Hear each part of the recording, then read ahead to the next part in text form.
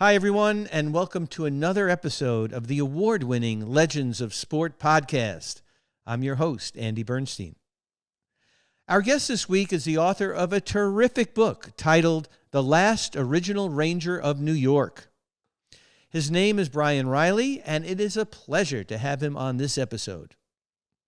Some of you may recall from previous episodes that I shared about my love for the New York Rangers as a kid, growing up in Brooklyn in the late 60s and 70s. My dad and uncle had season tickets, and I spent a good part of my childhood and teenage years in Madison Square Garden rooting on the Blue Shirts from section 321, row 2, seats 1 through 4. So you can imagine the thrill I had when I found out my friend Bryan wrote a book about my beloved team. It was so much fun reading this book, then chatting with Bryan on this episode. He was able to weave the real-life story of the Rangers' inaugural 1926-27 season into a fascinating novel.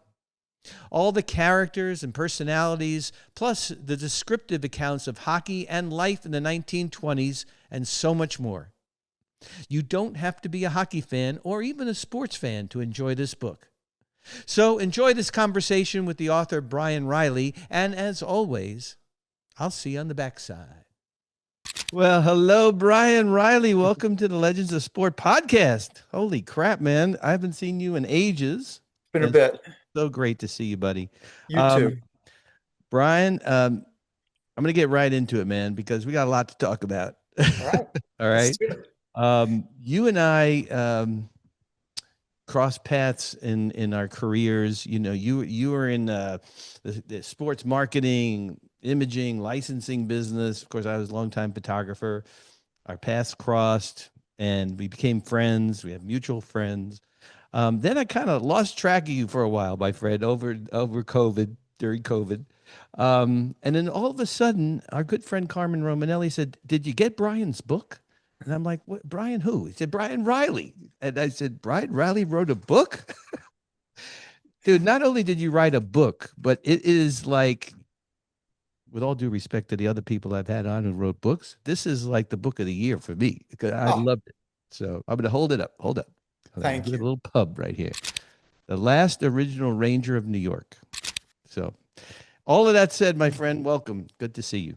Thank you. It really is great to be here, and thanks for having me on the show. And yeah, I took the time during COVID and a little bit of time after that to write a book. Yeah. Yeah. So Yeah. let's talk about that, my friend, because obviously we got to touch on why you wrote this book, which is obviously your deep love and family history with the Rangers. But was this like ruminating in your head for like all your adult life, or like how did this come about? No, it like most people who want to write, we do, Mm-hmm. but we're not quite sure when we're going to be ready to write a book, Mm-hmm. right? So, I was writing a number of short stories and having a lot of fun just for the intrinsic value of that. Mm-hmm. And then a number of years ago, before COVID, my son and I were at a Ranger game, Mm-hmm. and pre-game they were showing up on the Jumbotron the Rangers through the years. Mm. And there were all these great photos. And as you know, both of us have a long history in sports photography. Mm-hmm. I would be sitting there telling my son who each and every one of these old Rangers were, Right. and so very proud of myself for it Yeah. until they were showing really the oldest photos of the Rangers, Mm. old black and white sepia tone photos, but older than guys who I even knew who they were. Right. And Right. I said to myself, wow, not for nothing, but if I don't know who they are, diehard Ranger fan, long, long career like you in sports photography, I wonder Mm-hmm. who in this building does, right? Yeah. Yeah. So I went home that night and looked up that original Ranger team and discovered that they had nicknames like Taffy and Ching and Bunny And and Raffles. Raffles. And that was it. Yeah. I was like, I got to learn more about these guys. Right. Right. But even then, I didn't realize that it was going to turn into anything other than, a hobby of doing a little research. Yeah. That came organically as the research went on. Uh, Uh-huh. yeah. Yeah. Well, you're a great storyteller, Bryan, and as we're speaking, it's the 100th anniversary of the Rangers franchise, right? 1926 to 27 they started, right? Mhm. The Rangers are celebrating that. I keep seeing all the Rangers from my youth being paraded out. I think you know this because we're friends, but I grew up in Madison Square Garden. I actually went to the old garden, not the old garden, but the old garden before the current garden. Right. I was at the last game ever played at the old garden, and then spent my preteen years and teen years going to Ranger games with my dad. And I'm wearing the shirt from 2014 when my LA Kings, who I've been working with and for since the late 70s, right, went into Mecca, went into where I grew up, my home arena, into Madison Square Garden. I'm wearing Kings gear. I felt like I was, my dad was probably rolling over in his grave. But all this being said, I just got to show you this. I am wearing, There well, you go. there it And is. not to contradict you, but I'm willing to bet your dad was pretty proud of you. So No, I'm sure he was. It was just weird. And I was sitting, and you'll appreciate this, in the opposite end zone, looking at section 321 in the green where we had seats, row two, seats 1 through 4. So anyway, all that being said, I have to know, Bryan, when did this become a novel? Because like Stan Fischler wrote a wonderful, I don't know if it was a review or if it was just a commentary about your book, and there you go. so I'm going to Ah, hold it up too, but I I'm added. missing that on my You're copy, missing buddy. that on your copy, Yeah. but Stan reached out to me and Mm-hmm. we talked. He was so impressed with it, Yeah. and I asked him if he would be so kind as to write a forward, and he literally got it to me like 20 minutes later. It Oh, was that's incredible. fabulous. But I want to read from the forward, because you sent me an early copy, so I'm gonna have to get the other one. But he wrote, quote, about you. He said Bryan, has delivered genuine history of the Rangers' first season in 1926 to 27, while simultaneously provided with a novel that adds some special tension and melodrama to the franchise's history, to a point where you ask yourself the question, did this really happen? And I spent the entire experience reading your book thinking, first of all, how does he know all this stuff? And did it happen? So, can you answer that, Bryan? Did all this stuff Absolutely. happen?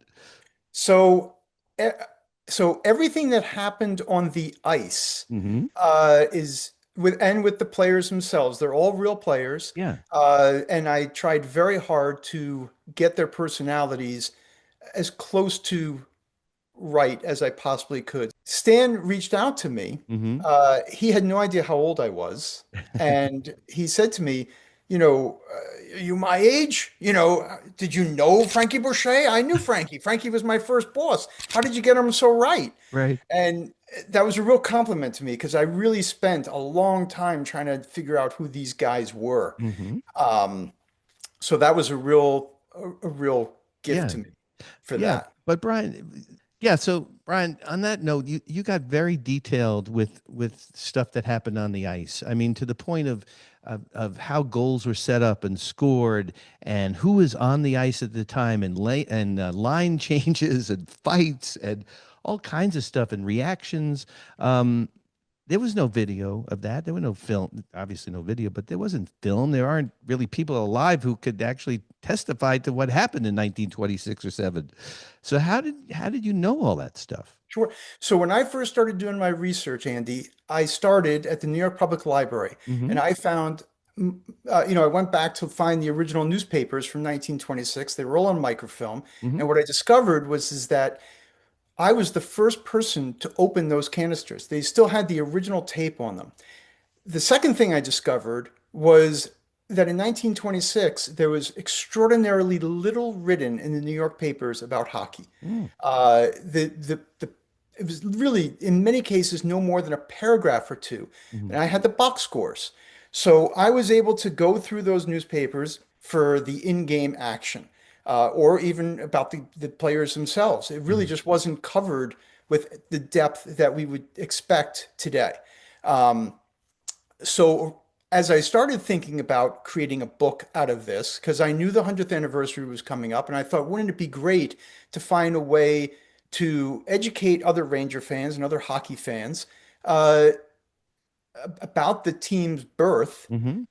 but do it in a way that kind of recreates the season. So it kind of they really get a feel for who these players were and how the season progressed. Mm. But then I leaned into the fact that I've been playing hockey myself for the last 30 years, Hmm. and just recently retired at the age of 60 from men's beer league hockey. God bless Uh, you. and I Yeah. thought to myself, well, I really don't have a lot of depth here in terms other than like facts. I know that the Rangers captain Bill Cook might have scored in a game versus the Canadians on a particular day, Right. but that in and of itself is pretty dull and boring. Hmm. So I thought, well, what if I were to write a novel instead of a nonfiction book Hmm. and take my own experience as a hockey player, Hmm. my own experiences in a locker room, my own experiences in conversations on the ice, and literally bring the fans over the boards, onto the ice, into the action, Hmm. as to the best of my research would allow, uh, what it would have been like in 1926. Hmm. And Hmm. so that's really where the germ of the idea of the book came from, was to literally try and recreate the season as Hmm. best I could from the Hmm. perspective of one of the players. Hmm. And then the question was, okay, which of the players am I going to pick? Hmm. And it's a short roster. I started going through from person to person, and the first obvious choice was Bill Cook, who's Hmm. the captain of the team, a World War One veteran, uh, very stoic, strong leader. Hmm. And he was a very obvious choice.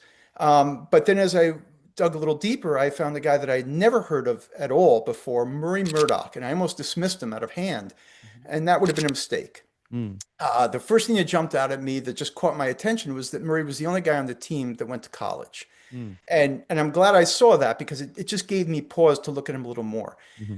Then, as I learned more about him, I realized he was the Iron Man of hockey of Yeah. his day. He Yeah. never in his entire 13-year career missed a game. That blew my mind when I Me read that. too. Yeah. Me too, Hmm. Andy. It just Yeah. blew my mind. Sure. And I said, well, okay, this guy's really got my attention now because even though he was never a starter on the team, there were only two lines and he was always the second line guy. He had a certain strength and fortitude that I really admired as I got Hmm. to know this guy more. Hmm. Then I realized that he lived until he was 96 years old. And yeah, right. But what Yeah. really jumped out at me was that I realized he died in 2001, Right. which immediately told me he was the only person alive Hmm. who saw all four of the Rangers Stanley Cup victories. Hmm. And Hmm. that really just was, I'm like, okay, this is my guy. I'm just going Yeah. to, this is who I'm going to write about. Yes. But then I discovered another little nugget, which you know because you've read the book, Yeah. and that is in life, Murray Murdoch is actually a distant relative of Mark Messier's. I thought you made that up. I mean, No, I they really knew. did, but I No, knew you they knew didn't. each But other in yeah, life. They knew each other in that's life. yeah. They were connected. They were aware of one another. In fact, Murray was even at the ceremony when Mark Messier first came to the Rangers Mhm. and was anointed the captain of the Yeah. team. Yeah. Yeah. Murray was on the ice Ah, with all the other Ranger greats at the time. So yeah, at the age of 90, he was out there. It was just incredible. unbelievable. I mean, I don't Yeah. want to ruin it for people, but I am going to ruin it a little bit. The book opens with Murray and Mark on a frozen pond Yep. in Manhattan, and reminiscing. It's 1994, and the Rangers are on their way to win the go to the Stanley Cup. Well, Right. am I right?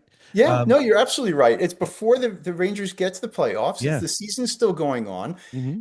As all years are, it's a grueling season. Yeah. Mark is feeling the pressure to deliver and Hmm. bring a cup to the team. Yeah. Of course, he's banged up, and the last thing he wants to do on a day off in the middle of February is go for a skate on a frozen Yeah. pond with a 90-year-old man, No, but even if it is a relative. it was great. 94 weren't the Knicks were in the finals in 94. This was a you probably know this, but the Knicks were in the finals, the Rangers were in the cup final, and the OJ thing was going on all at the same time. That was All at the wild. same time. You Yeah. bet. Oh, Yes. unbelievable. Yeah, so Yeah. that allowed me to create the scene Hmm. for it. And the pond is a real place in Hmm. Terrytown, Hmm. and it's just a little symbolic. I chose it for two reasons. Hmm. One, because I used to take my own son there, who the book is dedicated to. and we would skate there when he was a young kid. Yeah. But ironically, it also happens to be literally right down the street from the Rangers' current training facility. Ah, So there was just a little symbolism there. I yeah. mean, you could almost hit it with a baseball, Yeah. how close the Rangers' training facility is. Of course, that wasn't there in 1926, Right. Right. Right. where this takes place, or even Yeah. 1994 when it takes place. But Mhm. someone reading it today, if they know where the Rangers' training facility is, it's kind of cool. It's right down the street. Incredible. You think the Rangers know that? They probably do. I don't know. Um, I, that would be interesting if they didn't. yeah. You're preaching to the choir with this book in another way because I grew up a '69 Mets fan. In addition to my love for the Rangers, I was a Mets fan. '69, they win the World Series. I was 11 years old. It's the greatest thing that ever happened. Gil Hodges, kind of like Murray, Gil Hodges lived around the corner from us, and us kids, we made a parade down Bedford Avenue in front of his house. His wife brings out lemonade. That's a whole book in itself. But all this to say is that when I started having kids, and I wanted to teach my kids about my love for the Mets, not the Rangers, but the Mets at that time. There was no place to go. Google was in its infancy. My kids are in their 30s now. Um, Even if you did Google, you go 10 pages before you found anything that was worthwhile, and these kids wouldn't sit for 2 seconds. So that was one of the reasons why we started Legends of Sport, because we want to be a place where it's sort of one-stop shopping of content of all the iconic and great teams and moments and athletes. So it was such a labor of love to read this book, man. I absolutely loved it. The characters, the way you set up the characters from the very first Conn Smythe, right? Um, who sends a Yeah. letter to Murray. This is how the book opens. And Murray schleps from Winnipeg, Manitoba to New York City to be on the original Ranger team. It's just fairy tale stuff that actually happened. It's And beautiful. that's very much the spirit I was trying to capture. Yeah. I was blessed that there was a book, first person account written by Frankie Boucher, who was the Hmm. Rangers center, Mm. and later the head coach of the team and later the general manager of the team. I'd like Yeah. to talk a little more about Frankie in a few minutes, Hmm. but he wrote a first person account, Hmm. and only a small portion of his book talks about that first year with the Rangers. Mm. But what I really wanted to convey and what I got from him was here you had basically, you know, 12 Canadians and one American who grew up on the border of Canada, Right. uh, coming to Manhattan Yeah. for the first time in most of their lives. Yeah. First time most of them had been out of Canada. Some of them had served in World War One, but Mhm. others, it was the first time they had ever gone anywhere. So if you could just imagine 13 young men coming to Manhattan during Prohibition, Yeah. what that would have been like. I Oh, really tried hard to try and capture that Oh, spirit. you did with the speakeasies and all that. I mean, it was so colorful, everything that you wrote about. It was such a different time, to say the least. These guys had to travel on commercial trains. You talk about like basically like back-to-back games, playing a game in Chicago, and then you got to go to like Toronto, and then they're back in New York, and then they got to schlep out to Boston or whatever.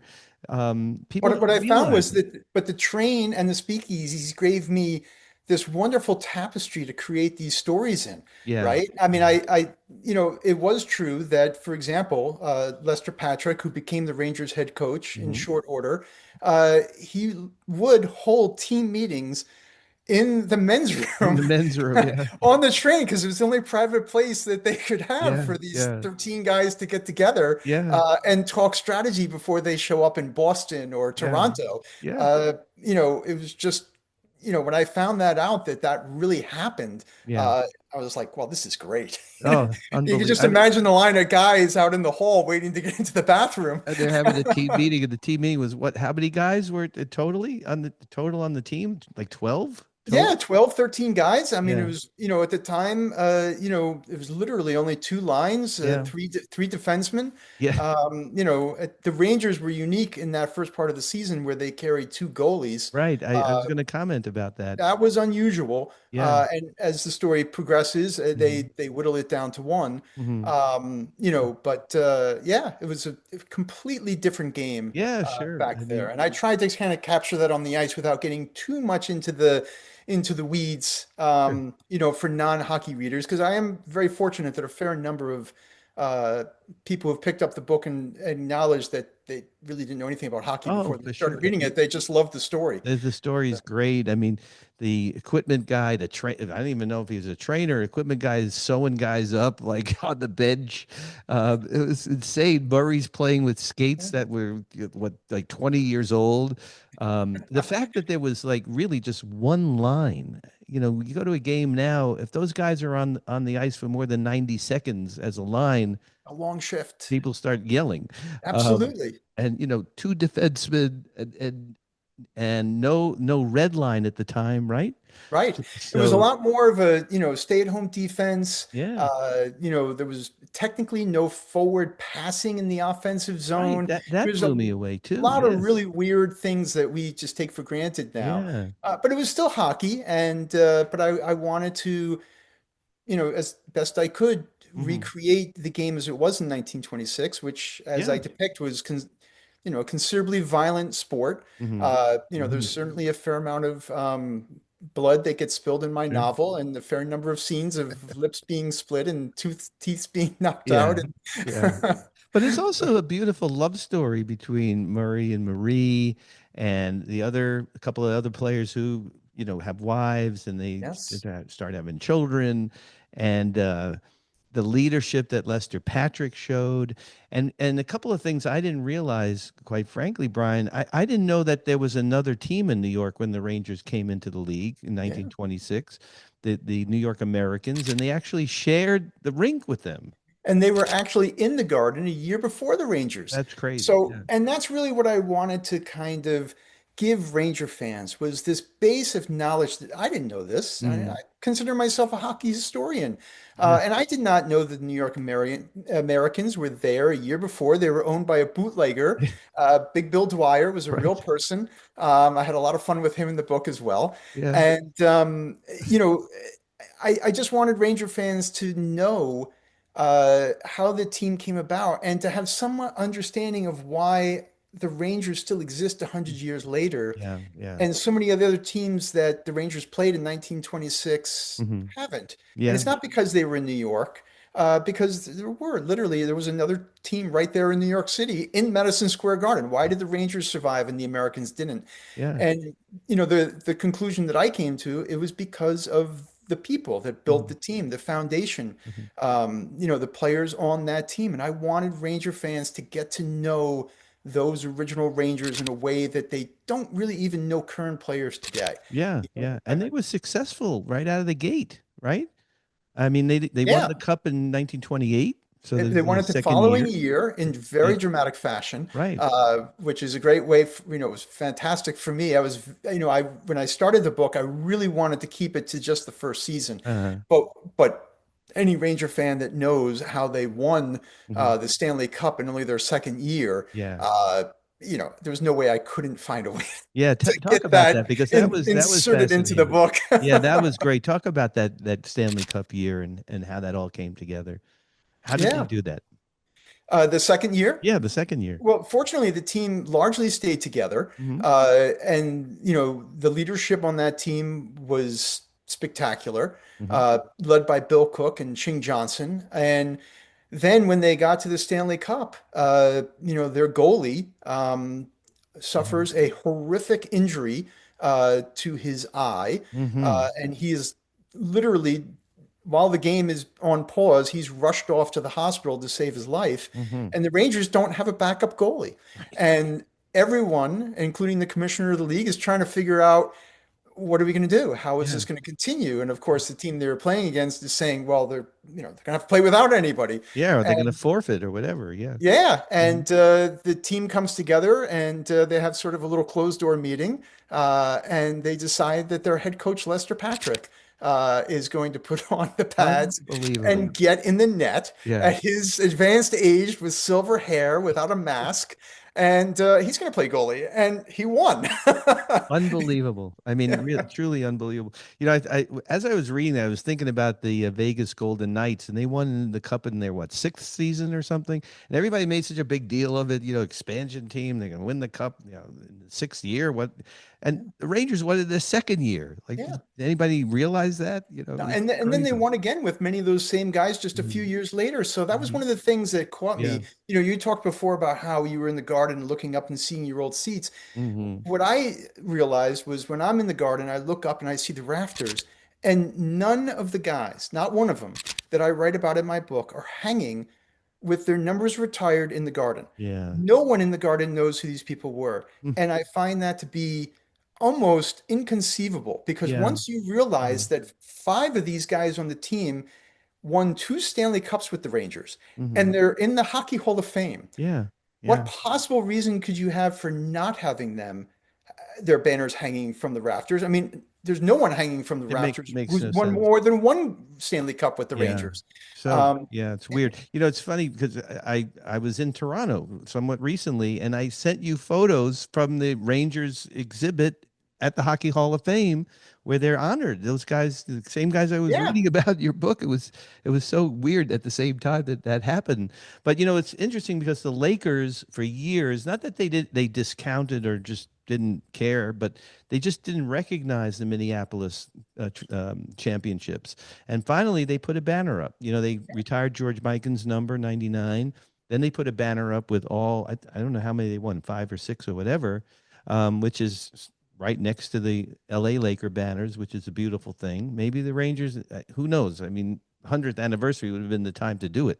well, that's what I was really trying to make happen and Yeah. failed. Yeah. You know, I wrote to the Rangers many times. I tried to stress, Mhm. you know, take Frankie Boucher, for example. Yeah. Frankie Boucher was not only a two-time Stanley Cup winner as a player, as the starting center for the Rangers, but he was also the head coach of the team when they won again. His name is on three of the four Rangers Stanley Cups. That makes no How, sense. arguably one Yeah. of the most important Rangers in history, and I'm willing to bet that one in a thousand Ranger fans have ever heard his name. And That's so weird because, like, for example, Oklahoma City Thunder win the NBA title, and they came from Seattle. And I don't really know this, but they probably don't really recognize that title as their second, or I don't know how many Seattle won, two titles or one, but they should be. That's a whole different scenario where a team moves to another city. They have a whole new fan base. They have a whole new name, yeah, colors, everything.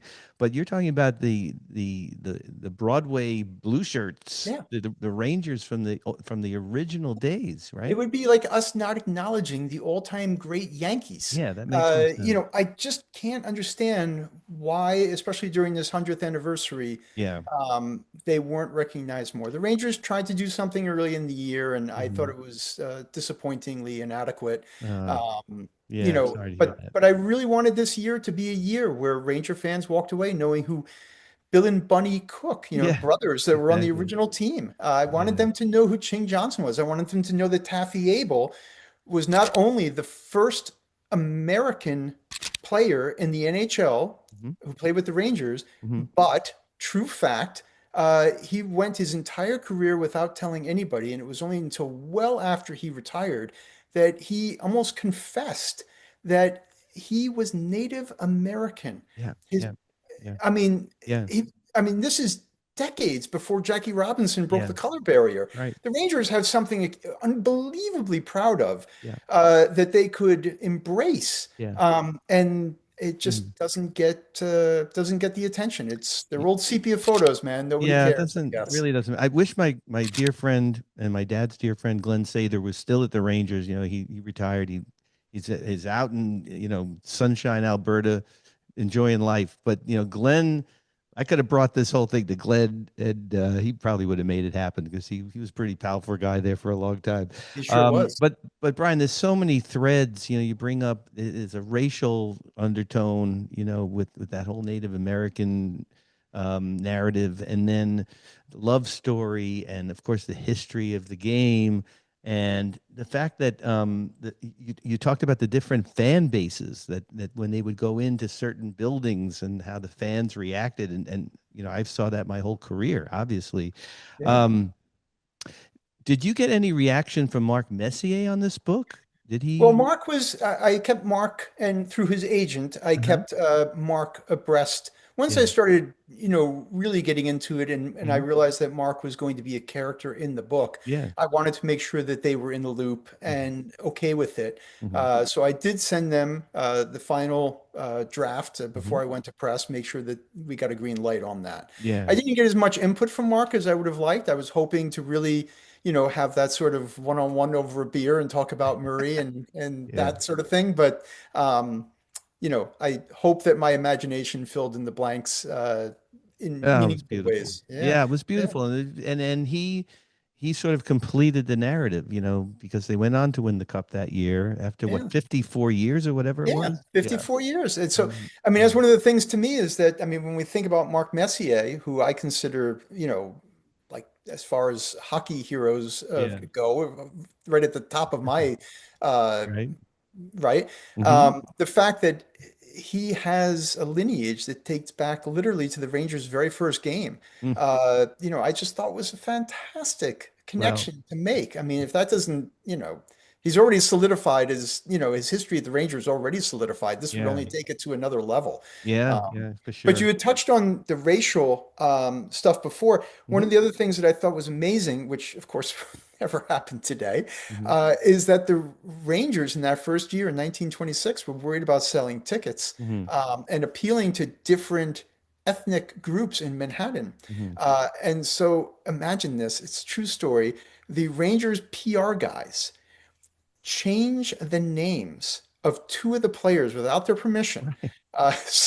So we had one guy on the team named Louis Renicki, Yes. who they called Rocco to make Right. him sound Italian, and Lauren Chabot, who they referred to as Chabosky. Uh, Jaboski. Right. right? Yeah. So it sounds like a Jewish player. Right. And, so the players obviously weren't happy about this, Right. but there wasn't a whole lot they could do about it either. Oh man. So that was one of the things I wove into the book too, was what would it have been like in 1926, Mm. you know, in an away game at Madison Square Garden when they're playing the Americans, and you've got Yeah. a Jewish goalie in net. Uh, Yes. Yeah. what might have happened during such a thing? Yeah. Yeah. So that Who was an knows? interesting Yes. scene for me in the book where I got to explore that a little bit. Yeah, And that was fascinating. I mean, it's just so many threads and narratives and different directions that the book goes. And then you talk about the young man who came on the scene, Sam. What was it last name? Mhm. Crawford? Was it Yeah, Crawford? Sam Crawford. Yeah, Sam is a complete work of my imagination. right. I created Sam Hmm. originally. He was important to the story Yeah.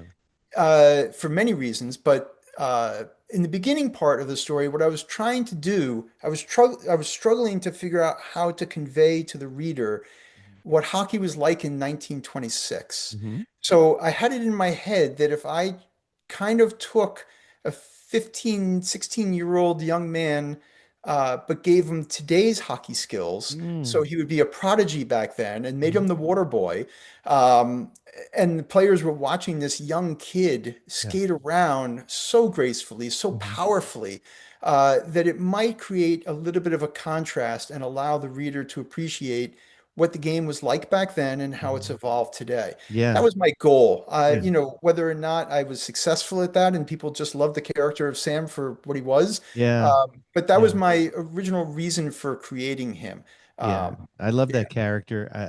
There's a whole story, a backstory with him that I want to ruin, because it's a thread throughout the book that gets somewhat resolved at the end. Let's just say, Mhm. um, but I have to tell you, man, I got really excited. First of all, that when Carmen told me that you wrote a book, that was super exciting. But then it was about the Rangers, and it took me back to my time with my dad. I know, you spent a lot of time at the Garden with your son, and we played a lot of street hockey in Brooklyn. I was growing up, And, I lost my dad 20 some odd years ago, but this really brought me back, Brian. I got to tell you. And I love this book. You don't, like you said, you don't have to be a sports fan.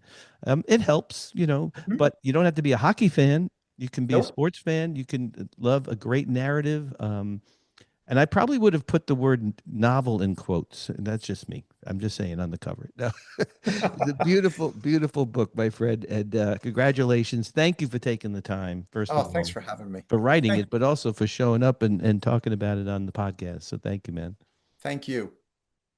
Well, that was a really, really fun chat with author Bryan Reilly.